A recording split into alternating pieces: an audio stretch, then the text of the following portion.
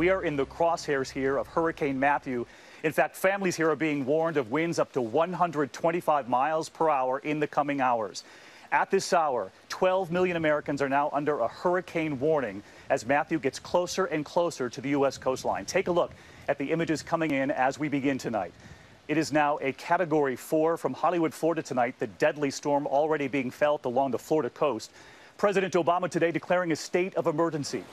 This is how the storm looked as it blasted through the Bahamas just hours ago on its way toward the U.S. We have a team there tonight.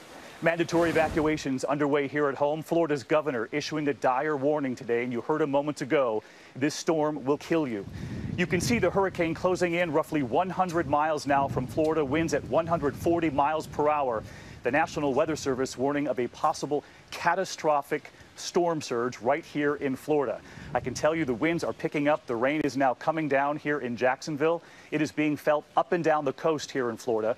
We want to get right to our team coverage tonight, beginning with Chief Meteorologist Ginger Zee. And when everyone wants to know the new track tonight, when Matthew will hit and where. Ginger, good evening.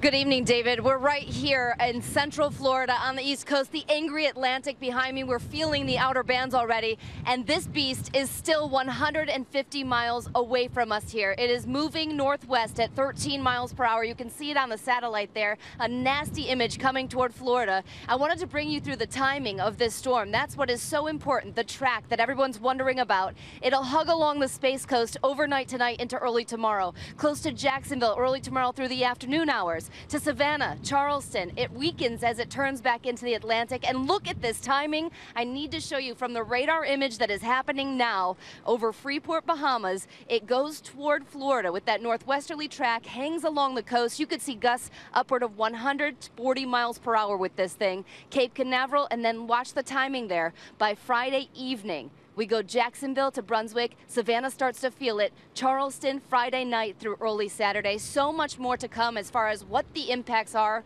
I'll show you storm surge. I'll show you wind. But in general, so many folks from Charleston down here through Florida on a hurricane warning. David. Ginger Zee beginning our coverage tonight. Ginger, our thanks to you.